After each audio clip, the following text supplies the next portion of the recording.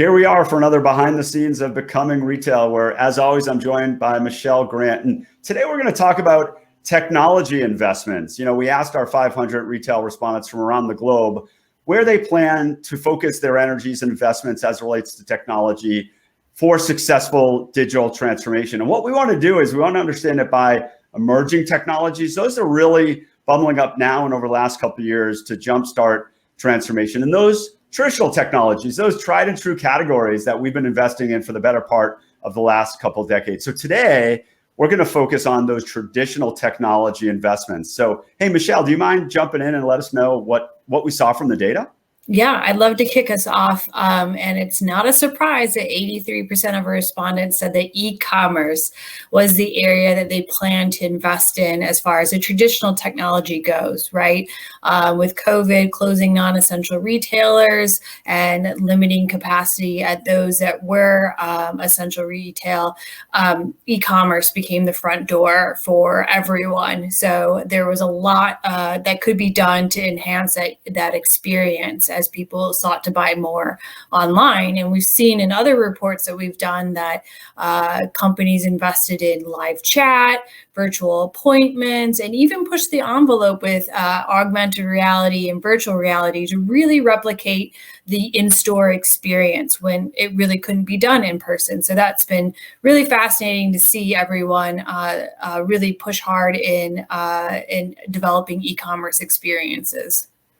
Yeah, you know, having e-commerce bubble to the top in priority isn't a surprise. Our shopping index here at Salesforce showed a 55% year-over-year increase in digital. And that was driven in large part by net new digital shoppers. We saw about a 40% increase in digital shoppers over the course of 2020. But it's not just about digital, right, Michelle? It's about weaving together digital and physical. And that's why you saw some of the virtual appointments, live chat, and so forth, really bridging the gap and really unleashing the store associates to provide service, fulfillment, and social across not only in physical, but also in digital. You know, another area or, traditional focus of investment was on supply chain. And we saw this over the course of the pandemic where it was difficult. I think we all experienced that crankiness of not getting the package in the time that you expected, of that last mile delivery. We saw overcapacity, particularly around the holiday. And now what we've been seeing over the last 6 months and likely through the holiday is a glut or a backlog coming in from overseas in the port of LA. And we're seeing capacity issues with containers, inflated costs for shipping and fulfillment. And, it's critical what we've learned, not only by the data, but talking to the dozens and dozens of retail executives for Becoming Retail, is you must be agile in the supply chain. I recall a conversation I had with John Strain, Chief Digital and Technology Officer at The Gap, and he talked about leveraging their vertically integrated supply chain and pivoting on a dime to provide non-medical grade masks in the real heat of the pandemic. And we're able to provide that to both consumers and businesses, not only help them with sales during that time, but actually bring in new customers. So, hey, Michelle, why don't you bring us home? Let us know, what else did we learn from this? Yeah, and the rounding up the top three was investments in customer service.